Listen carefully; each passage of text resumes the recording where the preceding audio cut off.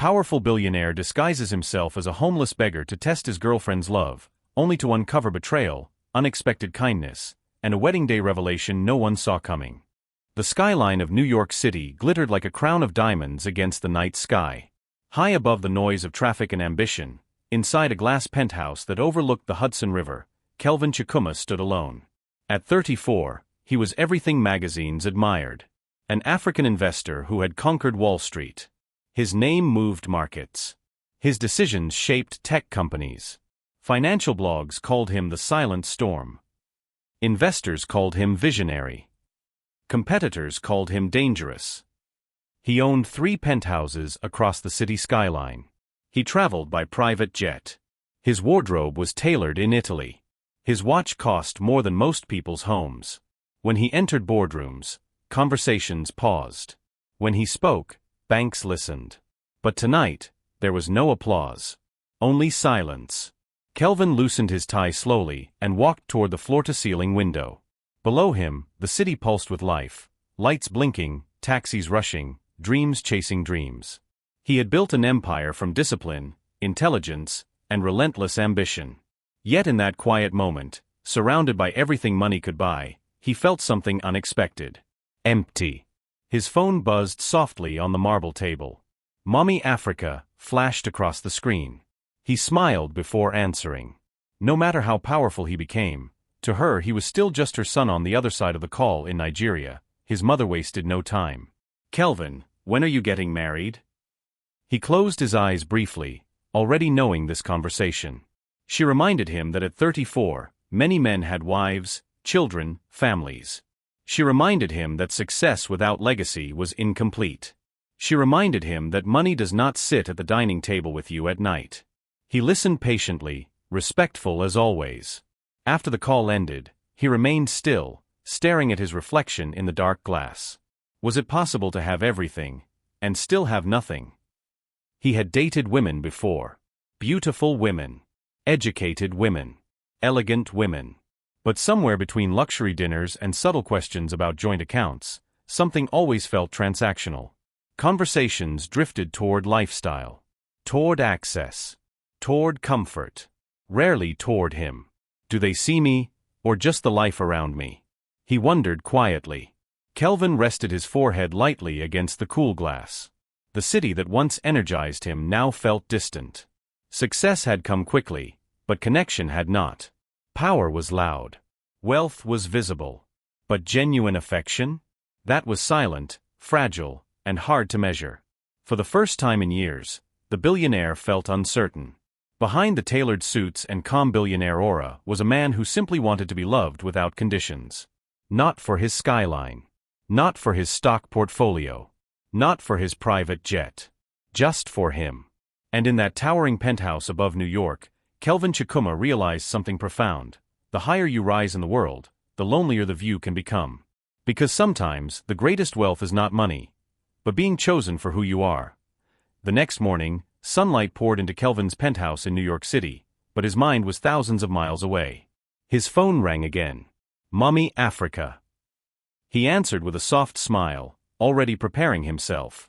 On the screen appeared his mother, wrapped in a bright traditional headscarf, sitting comfortably in her home in Lagos. Behind her, the familiar sound of distant traffic and neighborhood life hummed gently. "Kelvin," she began without greeting, "are you planning to marry your laptop?" He laughed quietly. "Good morning, Ma." "Do not good morning me," she replied, adjusting her glasses.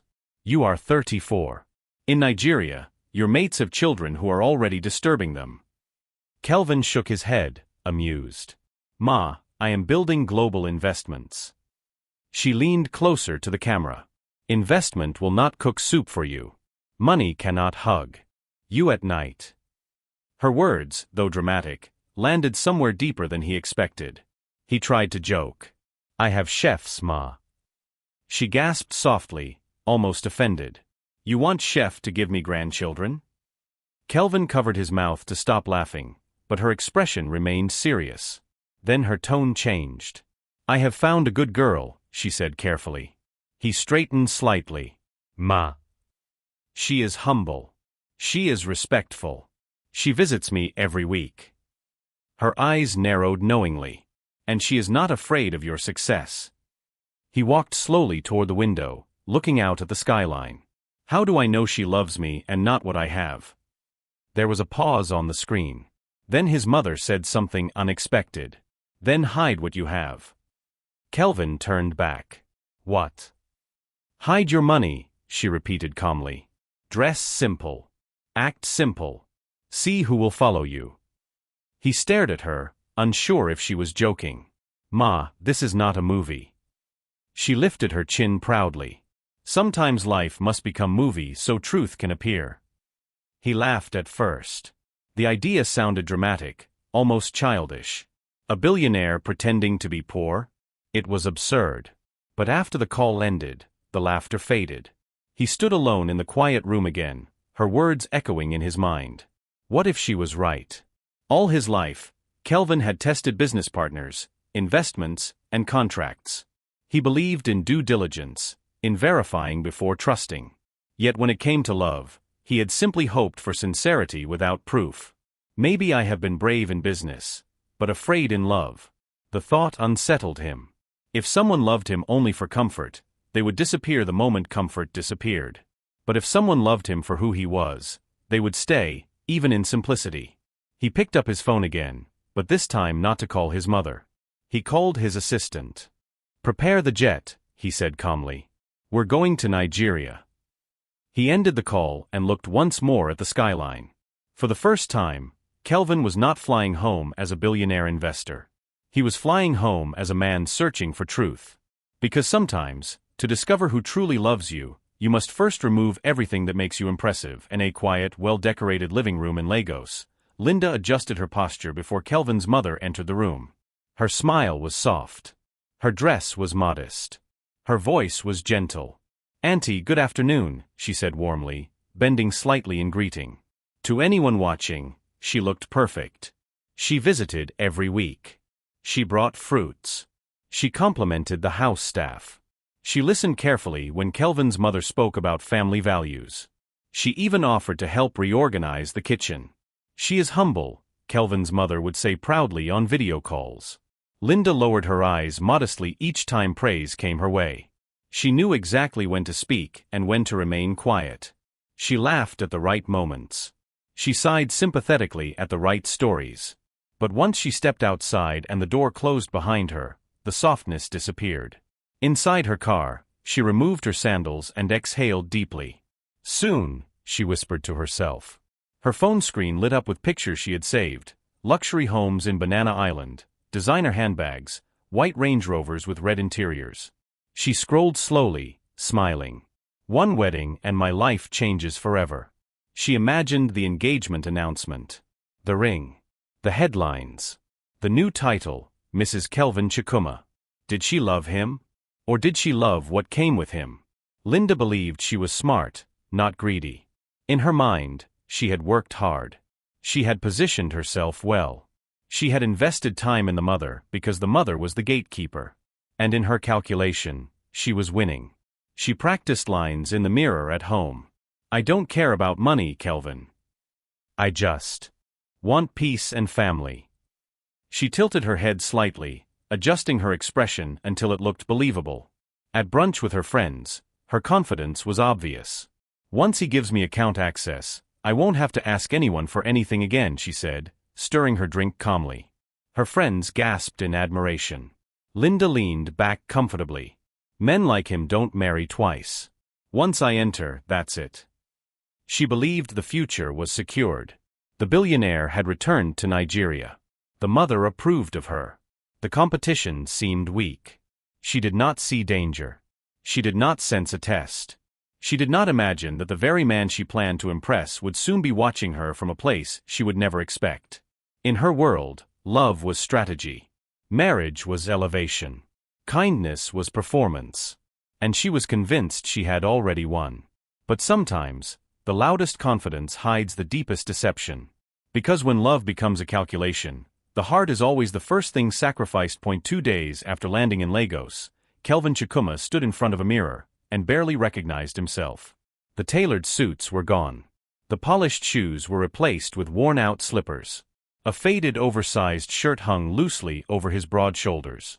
A long, unkempt beard shadowed his sharp jawline. Dust was lightly brushed across his face. The billionaire who once stepped off private jets now looked like a man who had lost everything. He adjusted the fake beard carefully, studying his reflection. "Even I would ignore myself," he murmured softly. Behind him, his mother watched with wide eyes. "If I see you outside, I will cross the road," she said honestly. Kelvin smiled faintly. That was the point. The next morning, the heat of Victoria Island wrapped around him like a heavy blanket. Traffic moved loudly. Luxury cars glided past. The air carried the scent of perfume, fuel, and ambition. And there he sat. Outside a high-end boutique in Victoria Island, Kelvin lowered himself onto the pavement. A small metal bowl rested in front of him. His posture was slightly hunched. His eyes, however, remained sharp. From private jet to pavement. He watched people walk past. Some avoided eye contact completely. Some glanced briefly before looking away. A few dropped coins without truly seeing him. For the first time in years, no one stood when he entered. No one waited for his approval. No one cared about his opinion. Was this how the world treated those without power? A young boy paused and dropped a coin into his bowl. "Sorry, uncle," the child whispered kindly. Kelvin blinked slowly. "Uncle." He nodded gratefully. So this is what invisibility feels like. Minutes passed.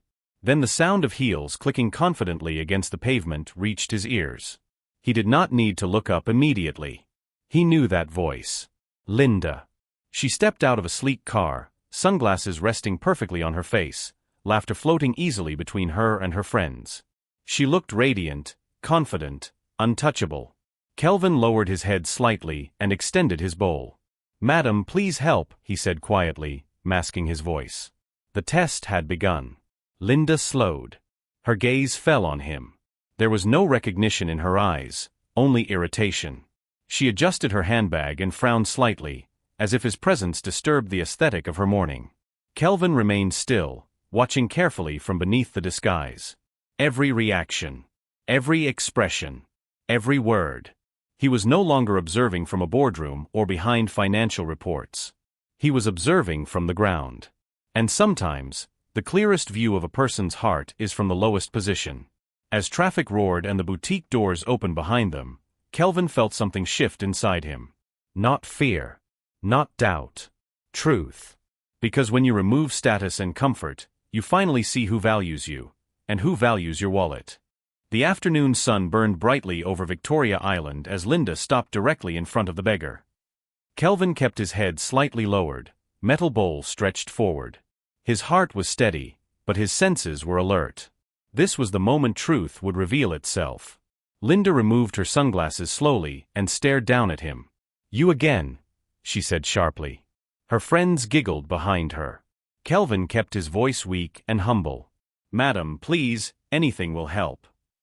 Linda's lips curved into a cold smile. "Why do you people always block the entrance? Can't you sit somewhere else?" Her words were not loud, but they were sharp enough to cut. He said nothing. Then suddenly, her heel nudged the metal bowl. It tipped over. Coins scattered across the pavement, rolling in different directions. A few shoppers turned their heads. Linda folded her arms. "If you want money, at least look presentable. This is embarrassing." Kelvin felt heat rise in his chest. He had negotiated billion-dollar deals without emotion. But sitting there, watching someone he once considered for marriage treat him like dirt, was different. Was this the woman his mother called humble? He slowly reached to gather the scattered coins. And then it happened. A sharp sound echoed in the air. Her hand struck his cheek. "Didn't I warn you not to block my way?" she snapped. For a brief second, the world seemed silent. Kelvin's jaw tightened beneath the fake beard. The sting was real. The humiliation was real. But he did not react. "Control yourself. This is the truth you asked for." Around them, discomfort spread quietly through the small crowd. Some looked away. Others pretended not to notice. And then, a different movement. Soft footsteps approached. "Gem." She stepped forward, her expression no longer amused like her friends. Her eyes held something else, concern. Linda, that was unnecessary, she said gently. Linda rolled her eyes. Oh, please don't start. But Kem had already crouched down beside Kelvin. Without hesitation. Without hesitation about her dress touching the ground. I'm sorry, she said softly to him. 2 simple words. She began picking up the scattered coins, placing them carefully back into his bowl. Then she reached into her purse and added more money. Her voice lowered kindly. You should not treat people like this. Everyone deserves respect. Kelvin looked up slightly, meeting her eyes for a brief moment. There was no performance there. No calculation. No audience-seeking expression. Just humanity. Linda scoffed loudly. You always do too much. Kem stúc can ly. I'm just being human. The contrast was painful.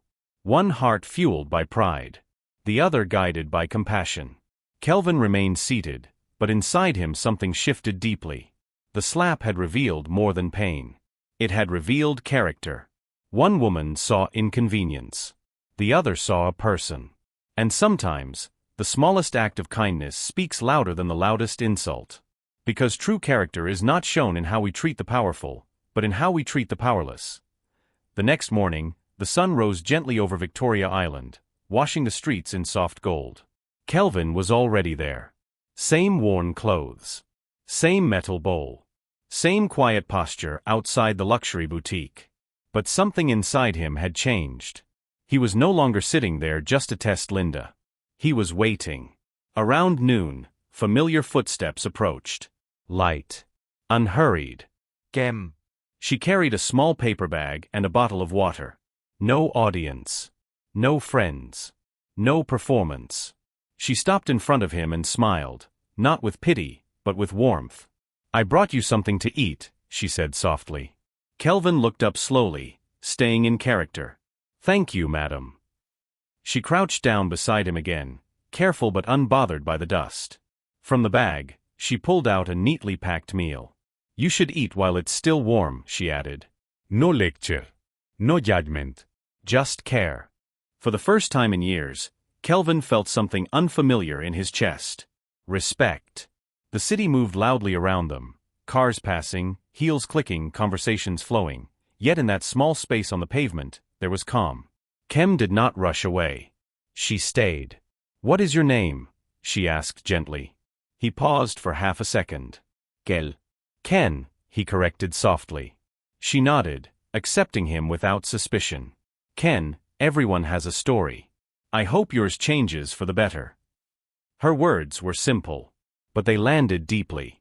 Over the next few days, she returned. Sometimes with food. Sometimes just to talk. She asked about his health. She encouraged him to stay hopeful. She listened when he spoke in short, careful answers. Not once did she treat him like a burden. Not once did she look at him with disgust. And Kelvin found himself waiting for her smile more than for any result of his test. Why did her presence feel more powerful than all the luxury he owned? At night, back in his penthouse, he would remove the fake beard and stare at his reflection. A billionaire. Respected. Feared. Admired. Yet the only thing occupying his mind was the gentle way Kem had said his name. I never planned for my heart to be part of this test. He felt confused. This was supposed to be about exposing Linda's character. About protecting his future.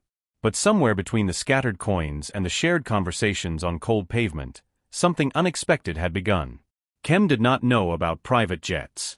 She did not know about investments or estates. She only saw a man sitting alone on the street, and chose kindness. And that kindness began to change everything inside him. Because sometimes, the heart recognizes truth long before the mind does. Kindness has a quiet power. It transforms not only the one who receives it, but the one who witnesses it. Evening settled slowly over Victoria Island, painting the glass buildings in shades of gold and shadow. Kelvin sat in his usual spot, head lowered, metal bowl resting quietly at his feet. The air felt heavier than usual, as if the city itself was holding its breath. Across the street, a sleek car pulled up. Linda stepped out, her heels sharp against the pavement. She was laughing, but not the soft, elegant laugh she used in public. This one was different. Colder. She didn't see him in the shadows near the boutique entrance. She and her friend moved closer to the corner, their voices low but clear enough in the quiet evening air. I just need access to his signature documents after the wedding, Linda said calmly. Once the accounts are linked, it will be easy. Her friend hesitated. But what about the company board? Linda scoffed. By the time they realize what happened, I'll be gone. Dubai. Maybe Europe. With more than enough to start fresh. Kelvin felt the world tilt slightly beneath him. Gone? With his company funds? His heart pounded, but his body remained still. The fake beard hid his tightening jaw. So this was not just about pride or social status. It was deeper. Darker. I've played the loving girlfriend long enough, Linda continued. He trusts me completely. Trust. The word echoed painfully in Kelvin's chest. Was love ever real for her? The city noise returned faintly, distant traffic, a passing motorcycle, but Kelvin heard nothing except her voice. Each word confirmed what his instincts had warned him about. This was not misunderstanding. This was calculated betrayal. I almost gave her everything, including my name. His fingers curled slightly against the pavement. For a brief second, anger rose inside him, sharp and dangerous. But it quickly shifted into something colder. Clarity. Across the street, Linda's laughter faded as she stepped back into the car. The door shut. The engine roared. She disappeared into the car. The door shut. The engine roared. She disappeared into the glowing city lights. Silence remained. And then softly, another presence approached. Kem. She carried a small container of food again, unaware of the storm that had just passed. She smiled gently when she saw him. You're still here. I was worried it might rain. Her voice held nothing but concern. No schemes. No hidden plans. No ambition attached to kindness. Kelvin looked at her differently now. In one evening, he had witnessed two versions of the future. One built on deception. The other built on sincerity. Kem handed him the food and sat beside him for a moment, talking about simple things, her work, her grandmother's health, her hopes for someday starting her own charity. She asked for nothing. Not even gratitude. And Kelvin understood something powerful. The most dangerous betrayals are not done by enemies. They are done by those who claim to love you.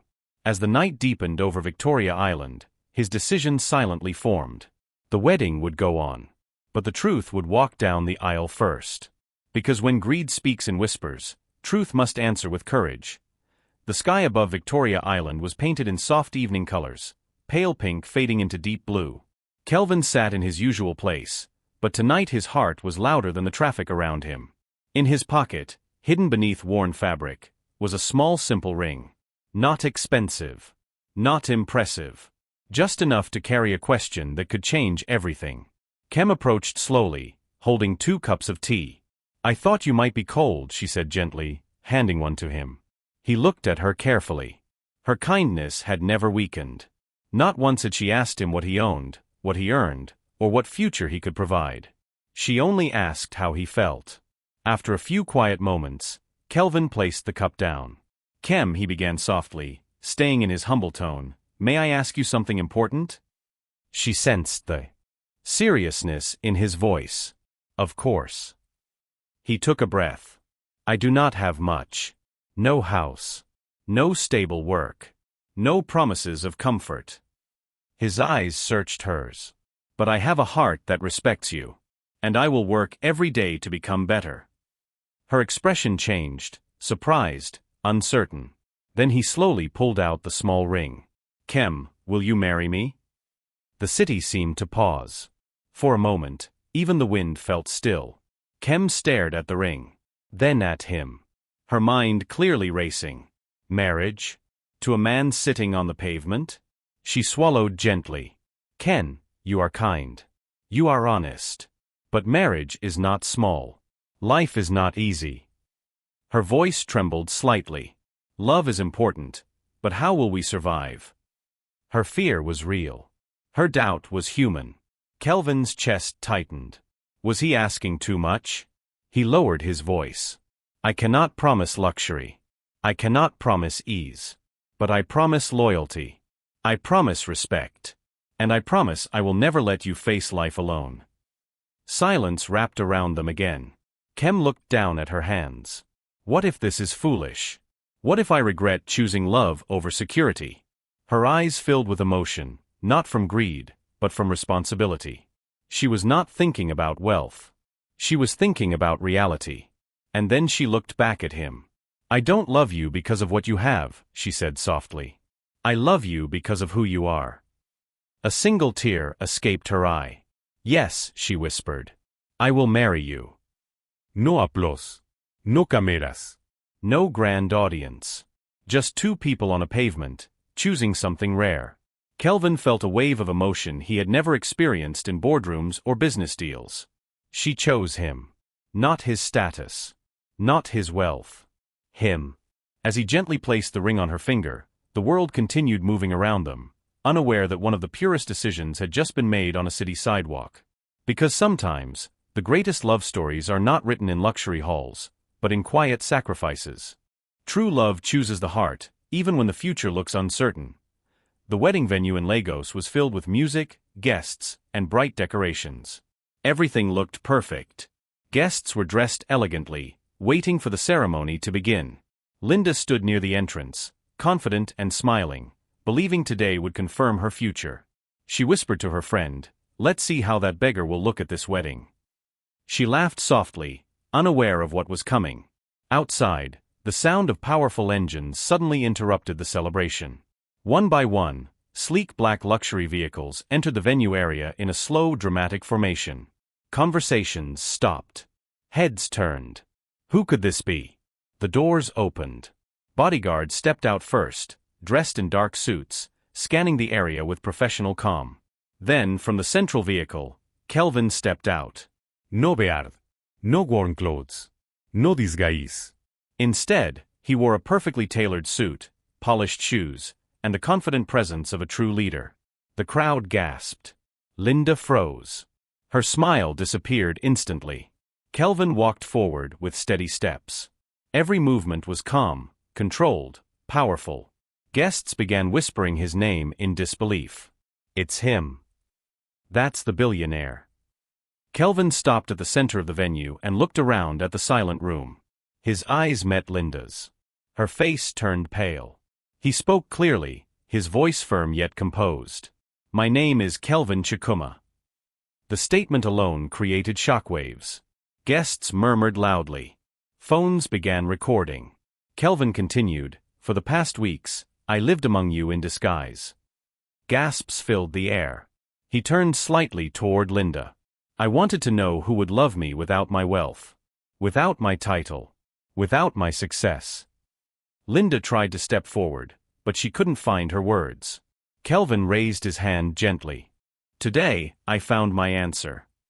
He turned toward Kem, who stood quietly, glowing with emotion but confusion in her eyes. Walking toward her, he held her hands in front of everyone. This woman loved me when I had nothing. When I sat on the street. When I was unknown. She showed kindness without knowing my identity. The crowd grew silent. Linda's pride shattered in front of everyone. Kelvin looked directly at Kem and smiled softly. She did not love my money. She loved me. Kem's eyes filled with tears. She had never imagined this moment. Kelvin faced the guests again. Let this wedding be clear. The only person who passed my test is the woman who treated me with dignity when I appeared poor. He gently squeezed Kem's hand. This is the truth I was waiting to reveal. Linda stood frozen, embarrassed and speechless as whispers spread through the room. The celebration had transformed into a moment of truth. And in that hall, surrounded by luxury and silence, love finally stood in its purest form. Because real love does not change with status, it remains constant even when everything else changes.